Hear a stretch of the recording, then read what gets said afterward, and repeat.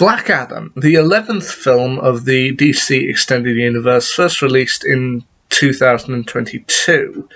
Now, this was supposedly a long-time passion project for Dwayne Johnson, who apparently was a big fan of the original DC character. So, casting him in the main role does kind of make sense. I mean, if you have an actor who was a big fan of the character, then honestly, that is probably the best person to play the character. I mean, they did the same thing with Ryan Reynolds in Deadpool, and he is one of the most popular characters of all time. So, apparently this film didn't actually do so well at the box office, and some say it's because we're still kind of recovering from COVID or the like, some say it just wasn't that good a film. I watched it through, and honestly, I was quite entertained. I mean, the film is 2 hours long, but it honestly didn't feel like 2 hours. It moves fairly quickly, and it felt to me a lot of fun. So, Black Adam, what it's about, there's this city called Kahndaq, and many years ago it was ruled over by an oppressive king, King Ankh-Ton, and he discovered that Kahndaq was rich in a mineral called Eternium, so he forced the people of Kahndaq to mine for this Eternium till they found it, so he could make a crown and gain ultimate power. However, eventually one of the slaves, or rather the son of one of the slaves, decided to rise up against him and ultimately gained powers from wizards.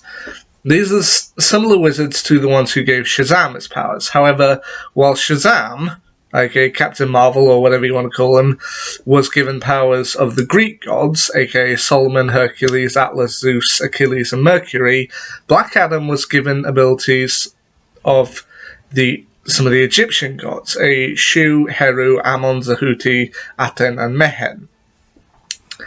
Now, the protector of Kahndaq went to try and defeat the king, but ultimately was too late, and so was eventually sealed inside a tomb. 5,000 years later, Kahndaq is now ruled over by a criminal organization known as Intergang, and they are searching for the crown of Sabak, the crown that was made out of Eternium. And there is a group of people working against Intergang to try and find the crown themselves and get it somewhere safer where nobody can gain its power. Those are people like Adriana Tomaz, played by Sarah Shahi, her brother, Karim Tomaz, played by Mohammed Amr, Ishmael Gregor, played by Marwan Kenzari, and Adriana's son, Ammon, played by Bodhi Sabongi. I'm probably mispronouncing all of those names. I apologise if I offended anyone with my pronunciations. They managed to find the crown of Sabak, but are, in the process, found by Intergang. And in the process, they unleash Teth Adam, aka the Protector, played by Dwayne Johnson. Dwayne Johnson's Teth Adam emerges and manages to do some quite fun things in getting rid of members of Intergang, getting rid of the bad guys. I mean, he's surprisingly violent, but at the same time, big screen violence, if done well, it can be entertaining. I mean, Michael Bay's Transformers movies, yes, they could go a little bit over the top with it, but I think they use it well here.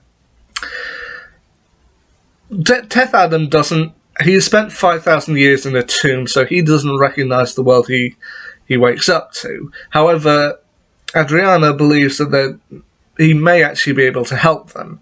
However,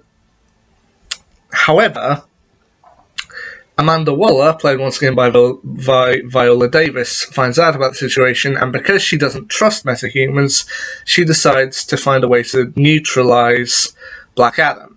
And she does this by hiring the Justice Society, who in this incarnation are Carter Hall, aka Hawkman, played by Aldous Hodge, Kent Nelson, aka Dr. Fate, played by Pierce Brosnan, Maxine Hunkel, aka Cyclone, played by Quintessa Swindell, and Albert Al Rothstein, aka Atom Smasher, played by Noah Centineo. She's mainly sent them there to basically stop Black Adam, neutralise Black Adam, because, well, he's not a hero, he shouldn't be activated like this. However, when they get there, they actually find resistance, not from Black Adam himself, who is still rather confused about the situation, but rather from the people of Kahndaq itself. Like, he is our protector. We now have our own superhero. Now you want to take him away? He's not a superhero. He should not be here. It's like, well, where were you the last 27 years? And also, that's the main pushback they have, that the people of Kahndaq have been oppressed so many years, not just by Intergang, but by various criminal organizations and dictators, that they now just want to have a hero of their own, and they do with Black Adam. However, because Black Adam is willing to kill people in order to make his points, the Justice Society are told that he has to be neutralized. So it does come down to a little bit of an argument of whether the greater good, of mainly the greater good, I suppose. I mean, whether killing people who have been oppressing you for so long years is the better situation than letting them live and other people connected with them eventually coming and dictating more, which is a question that has been asked quite a lot in comics. So, like, does this outweigh the greater good? Like, should you kill someone who has killed thousands of innocent people if it'll mean a dark mark on your soul? And while the Justice Society does at first want to neutralise Black Adam, and he does eventually agree to it, they soon find that they have to call him back into action when Ismail Gregor, as I said, played by Marwan Kenzari, manages to gain the crown of Sabak and become Sabak himself, as he gains a deal with Hell and gains demonic powers. And so, while Black Adam has been locked away by the Justice Society, he has to be called back into action to help him out, ultimately leading to a big battle for the fate of Kahndaq. Now, I'll be honest, I watched through this film, and is it a perfect film? Probably not. There are probably some problems that I know that people are going to pick up on. But at the same time, I can definitely tell this was a passion project for Dwayne Johnson. Like, he did enjoy the character, and I could definitely see that with this. He wanted to bring the best possible version that he could of this, and while he had some problems, he did bring a legitimately good product. I also thought it was nice to see some of the different kind of characters and different different powers and situations. I also felt like Bodhi Samongi's character of Amon Tamaz, I could definitely tell they were trying to go for a similar character point as Jack Dylan Grazier's Freddie Freeman from Shazam, i.e. the person who knows about superheroes, knows about the world, and is trying to coach Black Adam into being more of a superhero. I definitely got a Freddie Freeman kind of vibe from him.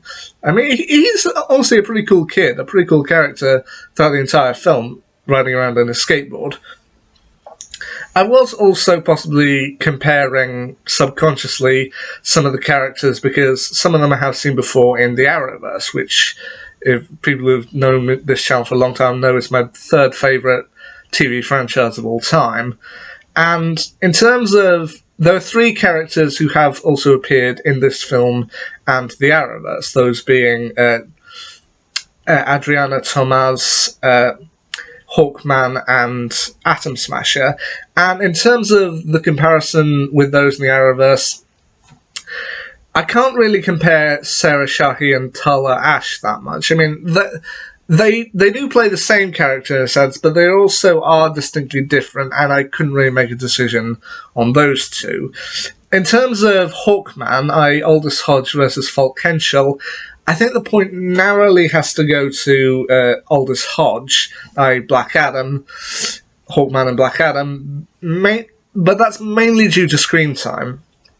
Given that with Falk Henschel's Hawkman, while we did see a bit of him, we didn't get to see all that much before he was pushed off to the side in favour of his partner, Hawkgirl. So we didn't get to see a lot of him, so that's why Aldous Hodge gets the point for this one. And in terms of Noah Centineo versus Adam Copeland, in terms of Atom Smasher on The Flash was very much more of a villain than he was a hero. And here he is more of a hero, and I just feel, once again, a little bit more screen time, and I found this version a little bit more entertaining. I mean, is implied in the film to be not the original Atom Smasher, but rather more the nephew of the original Atom Smasher.